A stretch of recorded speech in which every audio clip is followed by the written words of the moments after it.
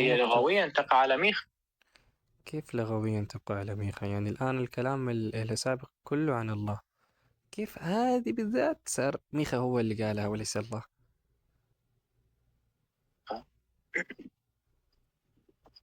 اساسا كذا ميخا بالبدايه قاعد يحكي، قاعد يتكلم ميخا اللي قبله بالبدايه يعني كامل. من البداية كان يتكلم الله. قاعد اه لا، ما هو قول الرب الذي صار الى ميخا. لا، قول هذا الرب. قاعد يقول لك ماذا قال الله لمو ميخا، بالضبط، ماذا شنو قال نقل الله؟ له من وحي. جميل، ماذا قال الله؟ يعني هذا كلام الرب اللي هو رب الجنود، هذا كلام الله. تمام، هكذا قال رب الجنود هذا. اي. بالضبط يلا. طيب ايش خلاك تختار المسيحية؟ بصورة عامة علم النقد النصي ايوه. أولا. ثانيا مطابقة الكتاب مع العقل وعدم تخالفهم. هاي أقدر مم. أقول لك مبدئين هذولا. أفضل كتاب تاريخيا، بالإضافة لتطابقه مع العقل. باختصار يعني ماكو شيء يخالف عندك العقل بالنسبة لي. هذا في المسيحية. آه طب بس انت عارف علم النقد النصي يعني ينتقد النصوص ويبين تحريفها. لا، هو علم النقد النصي مو بالضرورة فايته يوضح التحريفات، وإنما باختصار هو مجرد يجيب الآية. خلينا نفترض مثلا آية فلانية ولا نقل آية إكس، يجيب آية إكس يختبرها على المخطوطات الأولية، على اقتباسات، ينقدها بصورة عامة، يشوف هو أصيلة أو لا. هاي فكرة ينتقدها حتى يبين. مثل بالنسبة لكم عندكم الأحاديث، عندكم علم الجرح والتعديل. علم الجرح والتعديل يبين لك أصالة الحديث. علم النقد النصي نفس الشيء، يبين لك أصالة الآية، مو ينتقد بمعنى يبين أنه هي محرفة بالضرورة، فيقول لك هي أصلية أو مضافة. طيب مضافة يعني تحريف، والتحريف الزيادة أو النقص. لا لا، مو إحنا عندنا أساسا الإضافات هي إضافات معروفة ببعض المخطوطات. بمعنى مثلا في آية اسمها المعروفة بالفاصلة اليوحناوية، تعرفها؟ أيوة، هذه ما هي تحريف. لا، هي إضافة أساسا الكل يعرفها.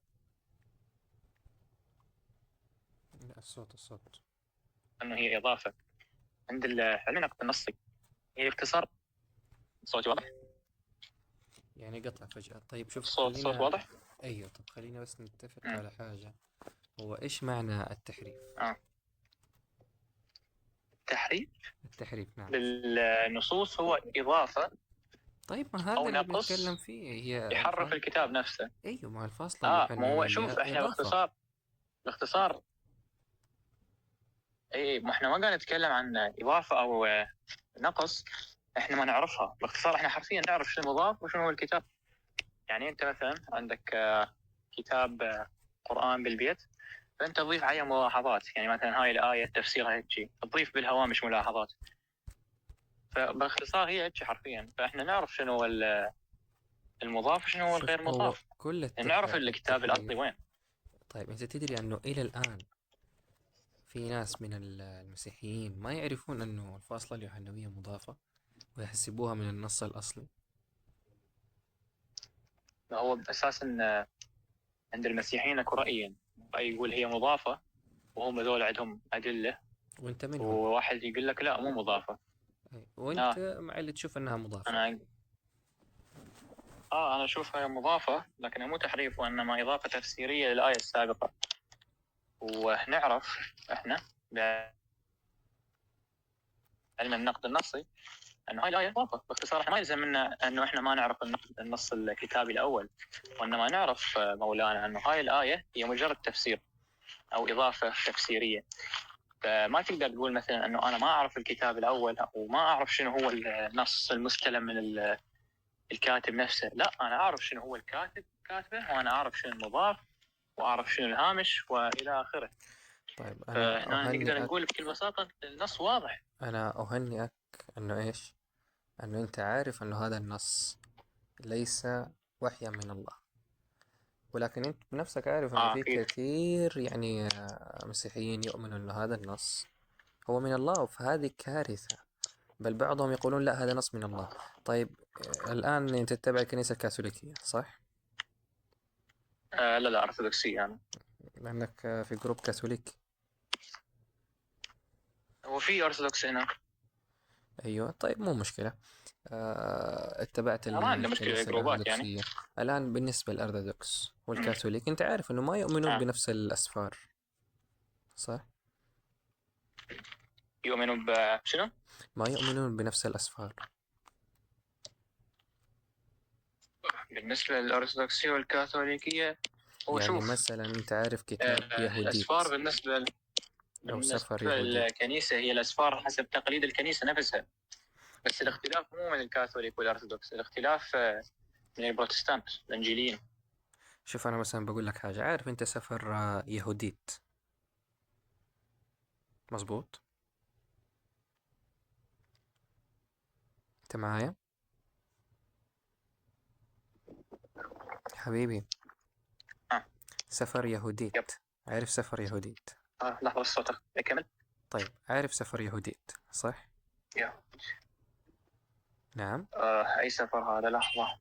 يهوديت طبعا أنت ما بتعرفه لأن أنت تبع الكنيسة الأرثوذكسية. يعني يهوديت. الآن نعم، يهوديت وطوبية. يعني هتلاقي فيه أسفار من الكتاب المقدس الكاثوليك يؤمنون فيها أنه هذا وحي من الله، بينما الأرثوذكس يقولون لا هذا ليس وحي من الله، هذا ليس كلام الله أصلا. فهمتني؟ وعلى بالضبط. هذا المنوال أكثر هي من في كنيسة، اختلافات. يعني الكنائس المسيحية ترى كتير، يعني ما مم. يعني هم مختلفين. فأنا ما أدري كيف النقد النصي يعني جعلك تفكر في هذه الديانة. ما هي النقد النصي أساسا ما يقول لك أنه هذا مضاف وغير مضاف بالهاي الأسفار اللي مختلف عليها بالكنائس، وإنما هو يوضح لك هو السفر نفسه أصلي أو لا. كل هاي الأسفار تعتبر من الأصليات، وإنما الكنيسة أن شو تختلف، هل هذا السفر وحي للكاتب بالضبط من وحي إلهي، أو بالضبط هو مجرد تقليد للكنيسة بس. بالضبط. عفوا، مو تقليد الكنيسة وإنما اللي هو من اليهود، يعني الكاتب، أنبياء ايوه اليهود. انه هو اللي كتب الكلام ده وليس وحيا من الله، ام انه هو وحي من الله، هذا الاختلاف. بالضبط. يبقى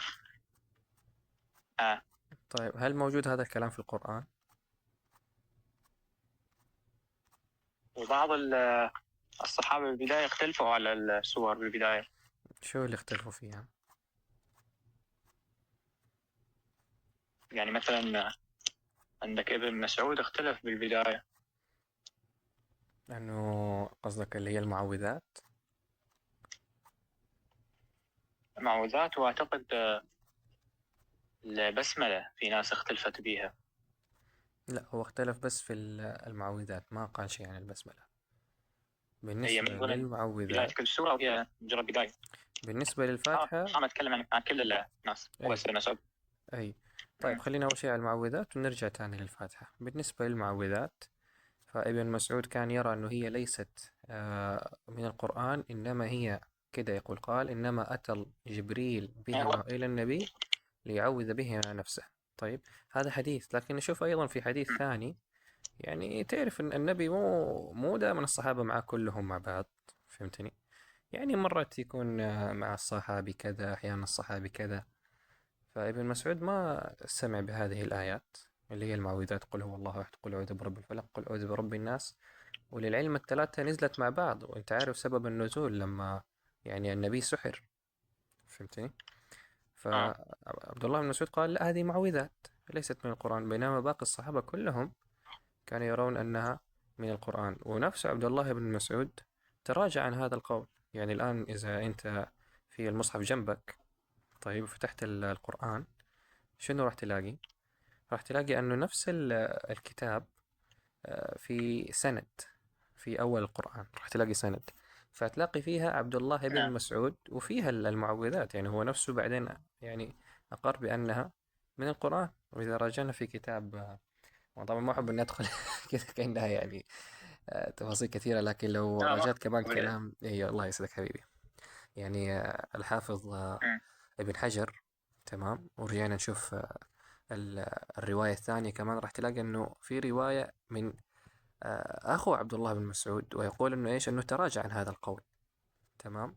غير إنه الآن القرآن في يدك وتلاقيه إنه هو مؤمن. لكن أنا الآن يعني أسألك سؤال، ممكن أنا مثلا أقول لك كلام، لكن هذا الكلام أنا ما أقدر أقول لك هو دائما، لأنه أنت مو دائما تكون معاي، فمرة حتكون أنت معاي، مرة حيكون بس فلان، مرة بدي حيكون اشرح علان. الموقف. هلا. آه. معايا. مو هي الفكره اساسا شنو؟ احنا لما نتكلم عن الاسفار هاي، انا ضربت مثال ابن مسعود على انه هو واحد من اللي اختلف، صح بعدين رجع تاب. انا قلت اقول لك اياها بس انت شرحتها. يعني ما شاء الله أنت عارف، ما شاء الله. بصوره عامه يعني أي. اه اعرفها، ما طلعت شاء عليها الله سابقا. عليك. أي. يعني أنت بس قلت اقول عارف. لك أي. انه بصوره عامه هو أمم. ابن مسعود صحيح رجع بيها، بس انا قلت لك يعني انا ما قلت لك انه هو يظن التحريف. اساسا ماكو واحد يقول انه هاي يظن التحريف، ماكو واحد عاقل، انما اللي يقول بها التحريف جاهل ما له أي علاقه. انه هي تمشون على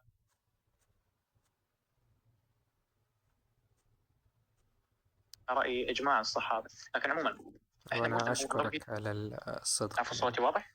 أي نعم، وأنا أشكرك على الصدق يعني اه والمباحث العلمية. شكرا شكرا. طيب شوف، المهم أنت قلت في النقد صرت النصي اضرب وفي بها شيء تاني. المثال. أبد. نعم. قلت اللي خلاك تعتنق النصرانية هو النقد النصي، وهو شيء ثاني كمان، خل إيش اكمل هو؟ الكلام. ترى صوتك يقطع. شو؟ صوتك يقطع لحظه شوية. بس، مو النت زفت اساسا اليوم. مهم. هو النت شويه. أي. كمل. طيب كنت بقول لك أنت اعتنقت النصرانية بسبب النقد النصي، والشيء الثاني شنو؟ طابقة النصوص للعقل. طيب أنت عارف إنه في بعض النصوص يعني في او الكتاب العفو، مو المقدس. النصوص وانما العقائد كامله، من مم. ضمن النصوص يعني. طيب راح أكلمك في الثالوث ترى. أنت اللي جبته لنفسك. تمام. ماكو مشكله الثالوث. لكن قبل ما نخش على الثالوث، في مسألة أنه يوافق العقل، يعني في نصوص صراحة أنا رأيتها عن الله. خلينا نتناقش فيها بأكاديمية، يعني إذا أنا اسهل شيء غلطان بالنسبه لي علمني. يمكن. يعني إذا أنا غلطان علمني. ماكو مشكله. أيوه، يعني زي مثلا اي اكيد ما عندي مشكله. يعني الله، شنو تعريفك عن الله؟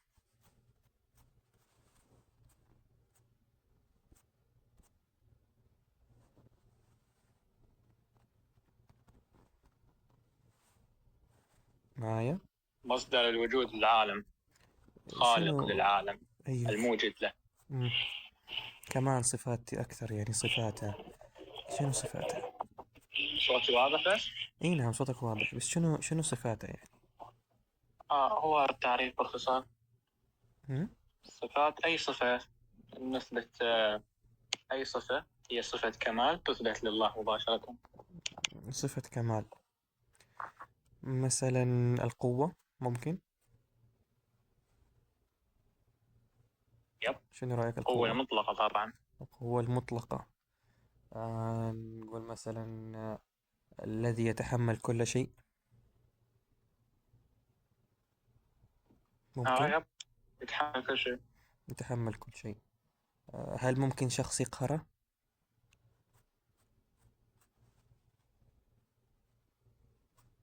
لا، هو مطلق القوة ما مم. يقهر أساسا. بالضبط، لا يمكن قهره.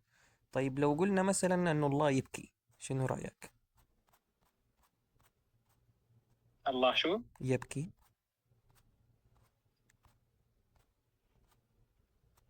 بالكتاب المقدس هاي من ضمن الرمزيات اللي هي الأدب اليهودي، فما تؤخذ على محمل الواقع، بس خليت لك هذا الاقتباس حتى يوضح لك الصورة. ورينا.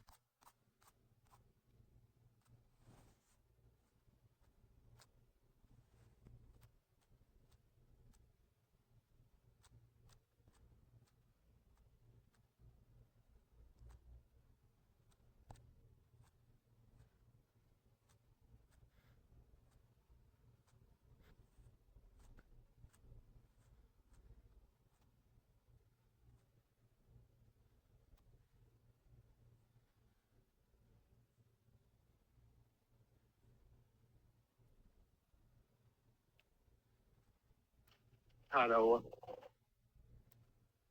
وين؟ هنا من قديس لحظة بس خليه يوصل نت شوي ضيق. طيب. القديس يوحنا الدمشقي يشرح لك الصفات الجسمانية، يعني مثلا لما يذكر أن الله ينام، الله له يد، الله يجلس إلى آخره. ببساطة قاعد يقول لك كل ما يقال لله يقال بصورة رمزية، معناها أسمى من ذلك. وبصورة عامة تحت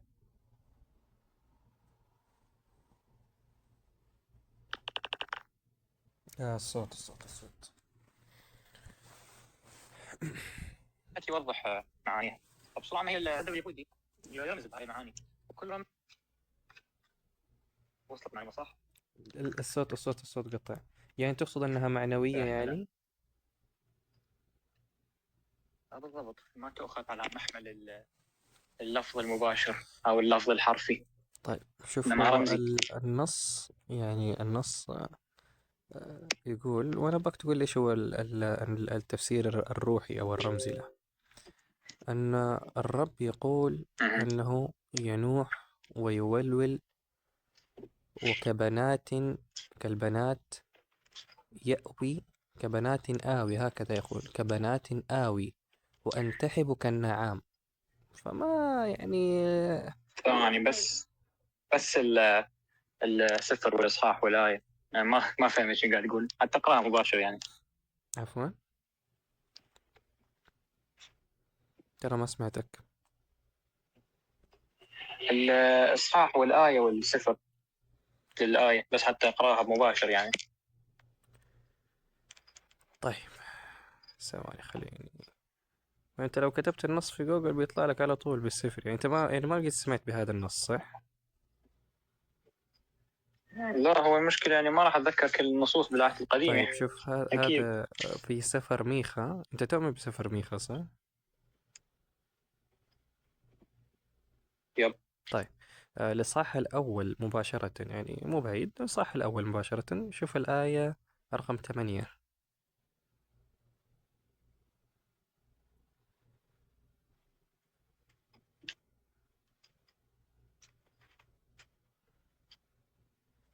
اقرأ لي شو طلع معك. تمام. ها هي يقول من البداية قول الرب عيسى إلى ميخا. آية 8 من أجل ذلك أنوح وأولول وأمشي حافيا. هي أساسا مو قول للرب. لهذا، لا، هذا كلام الله، هو يقول لهذا أقول. هو مذكور بالكتاب، لكن مو كل ما يذكر بالكتاب كلام لله مباشر، وإنما مرات الله ينقل لسان حال. أنت إذا ترجع شوية بس كم آية: اسمعوا أيها الشعوب جميعكم، اصغي أيتها الأرض وملوها، وليكن السيد الرب شاهدا عليكم. السيد من هيكل قدسه، هو ذا الرب يخرج من مكانه ويمشي على شوامخ الجبال. فهنا قاعد شخص يتكلم عن لا، هو من بدري بيقول أنه الله هو المتكلم، بيقول اسمعوا.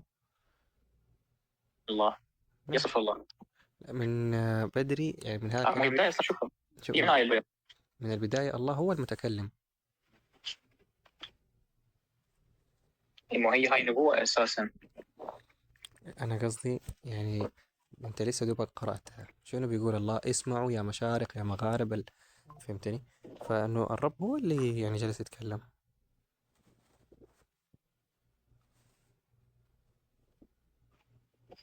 فهمتني يا أخي؟ ما يعني هو أنا إيش قاعد هكذا، أقول لك؟ شوف هي من قاعد يعني يتكلم النص، بالبداية الآية. يعني أي فهم. النص 5.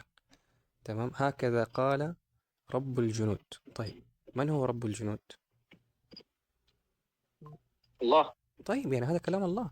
فلما وصلنا عند ما هو يعني النوح مو كل هنوح الإصحاح وأول، كلام الله.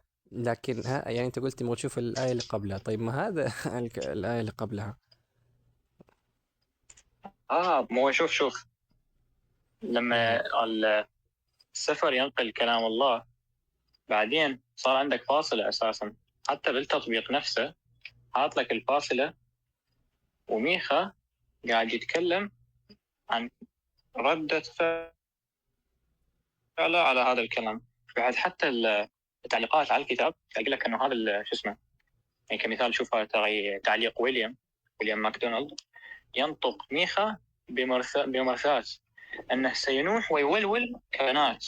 آوي عفوا. هو يعني فهي لغويا تقع على ميخا. كيف لغويا تقع على ميخا؟ يعني الآن الكلام السابق كله عن الله، كيف هذه بالذات صار ميخا هو اللي قالها وليس الله؟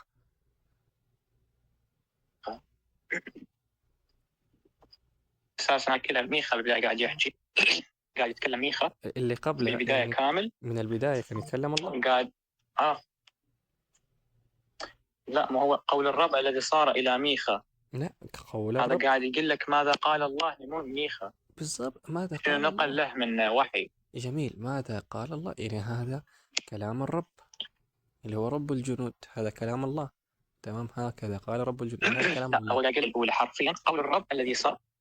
لا مو شوف، بس خليني أشرحها بالبداية. هي الآية الأولى شو يقول؟ قول الرب الذي صار إلى ميخا. قول الرب أنت قلته. معناها كذا راح يبدي يشرح قول الوحي الذي أوحي إلى ميخا نفسه. طيب شو سنجي. أنا بوضح الذي لك رآه الذي رآه منه ميخا على السماء وأورشليم.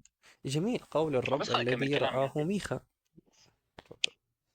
يعني أنا لما ما أقول هي لك نبوة هاي أوحاها الله إلى ميخا. طيب هسه هذا نشوف اللي أنا بقول لك شنو عليه. رأى. فهمتني؟ هذا هو. يا أخي خلينا نكمل بس. طيب إيه، نقراها. نجي للآية الثانية. شنو رأى ميخا؟ اسمعوا أيها الشعوب.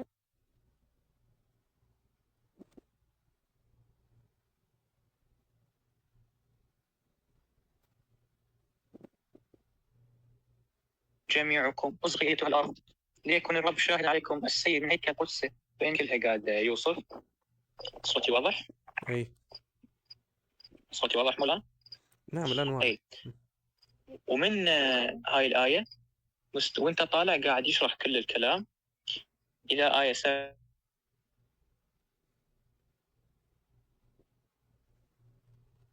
وجميع تماثيلها المنحوتة تحطم وكل عقارها تخرق بالنار. يتكلم عن النبوءة مال منه السماء والشريم. وبعدها بالثامنة. تسمعي؟ أي نعم. أي. فكمل كلام ميخا شنو شاف بالنبوءة، وبعدين قال ومن أجل ذلك ما سيحصل لهم حلو. أين السامرة وأورشليم. كيف عرفت أنه هو اللي قال من أجل ذلك؟ يعني الكلام اللي من قبل، شو خلينا بس نتفق على حاجة. قبل من أجل ذلك أنوح وأولول، قبلها كلام الرب، صح؟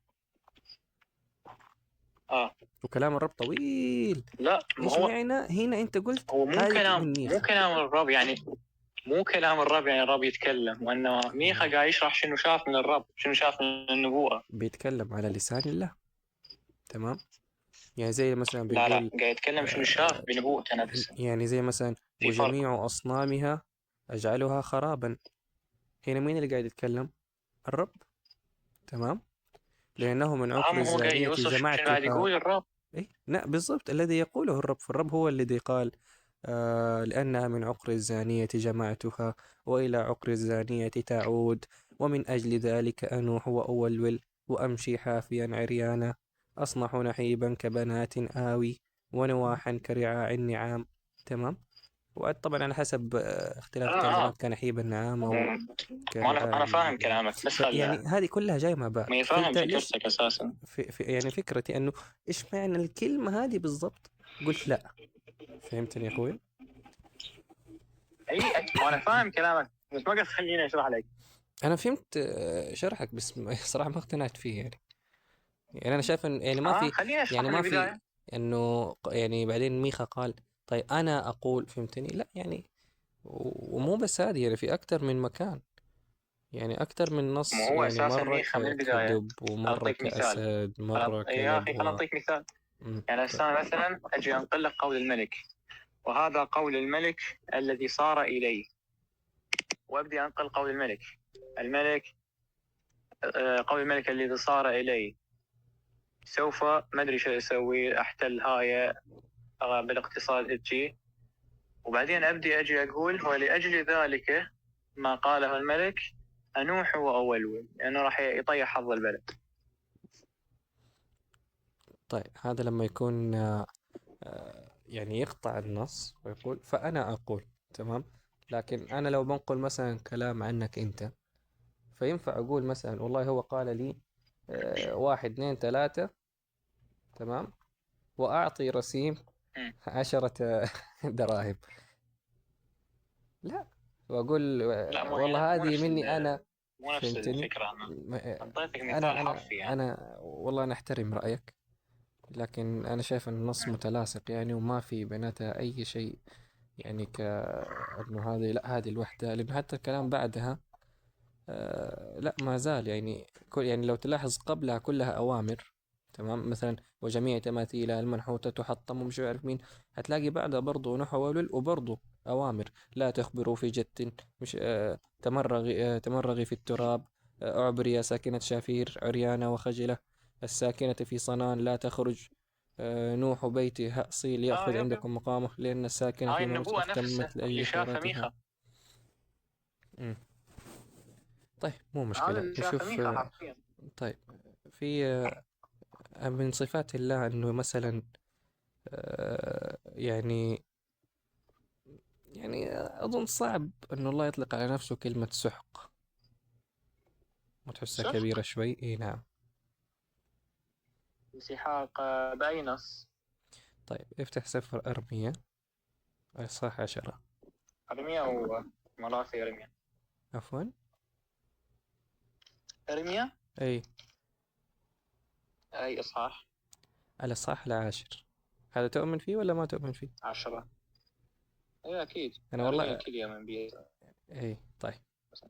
الإصحاح 10. آخر شوف آية. العدد 18. عدد 18. ويقرأ أنت عشان لا تقول لي هذا فلان ولا لا. أقرب نفسك. آه أرميا 10 آية 18: نعم. إن هكذا قال الرب: حلو، مين اللي ها قال؟ أنا ذا رام من مقلاع سكان الأرض هذه المرة، وأضيق عليهم لكي يشعروا. ويل لي من أجل سحقي. بس ستوب. ورب. هذا اللي أنا بوصل له. عاد أظن أوضح من كده ما في، ولا إيش رأيك؟ ضربت عديمة الشفاء. هاي ويل هذا لي من، ترى لأنه هكذا قال الرب. أساسا تمام. يعني بالمناسبة. يعني كلام الرب يقول ويل لي من أجل ما هو سحقي. قاعد يقتبس آية من سفر آخر. هاي قاعد هذا يقتبس آية موت. حلو، مو كلام هذا السفر. مو مشكلة. هذا كلام هو كلام الرب ولا لا؟ بس من يعني أبغاك سفر تكون آخر. صريح مع نفسك. هذا كلام الرب من سفر آخر ولا لا؟ إيه. كلام الرب. طيب من سفر آخر، أتفق معك من سفر آخر، لكن هو كلام الرب. يعني في أرميا بيستدل بأنه الله قال في سفر آخر هذا الكلام. طيب من السفر الآخر هذا الآن لا، ما هو لا، هي الآية 18. الآية آية 18. 18. نعم الآية 18. وانت شوف انت اذا تقول خل اجيب لك اياها نصا. ثواني. هاي آية 18 شنو يقول؟ انا ارسلت لك اياها بس اذا تشوفها. ان لأنه هكذا هكذا قال قال. الرب. مهم. فتح. نعم ها أنا ذا رام. تسمعني؟ قوس. قاعد ينقل كلام الرب هسه. ها انا ذا رامي من مقلاع. سكر القوس، فمو كلام الله هذا السلسلة. لا يعني كيف ليس كلام الله؟ ويل لي من أجل سحقي، هذا ليس كلام الله؟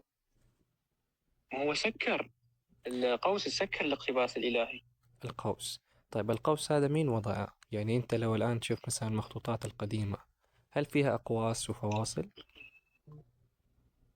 لا لا، مو هو اساسا هاي حتى يوضح لك شنو هو الاقتباس الاول.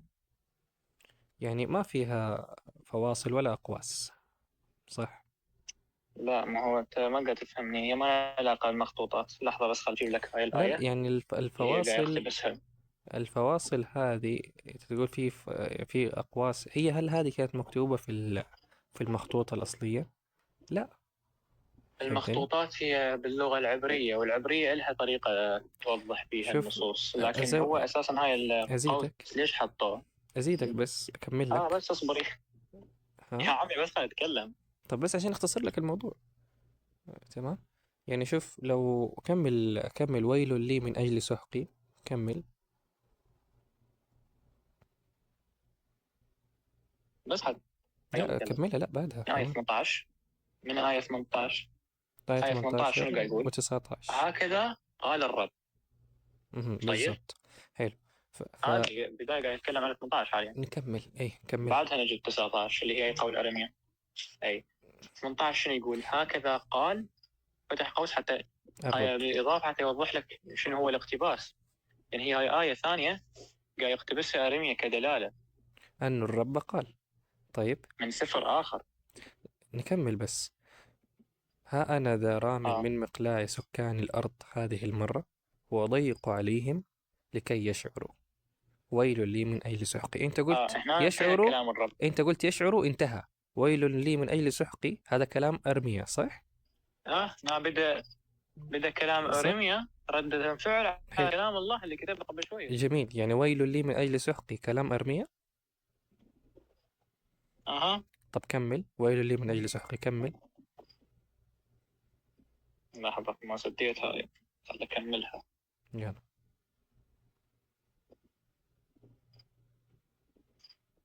والله من التزفت. أي ويل لي من أجل سحقي، ضربتي عديمة الشفاء، فقلت أيوة. أيوة، هذا هو رد أرميا. إحنا أول شيء اتفقنا أنه المخطوطات الأصلية أصلا ما فيها لا أقواس ولا فواصل ولا شيء. تمام. بعدين هي ضربتي، مو ضربتي عديمة الشفاء. يعني هنا رد أرميا بعد ويل لي من أجل سحقي، ضربتي عديمة الشفاء. بعدها إيش يقول أرميا؟ فقلت إنما هذه مصيبة فاحتملها. بس لحظة. خلينا نتكلم. أمي قاعدة تتصل علي، بس خل أرد عليها. طيب خذ راحتك.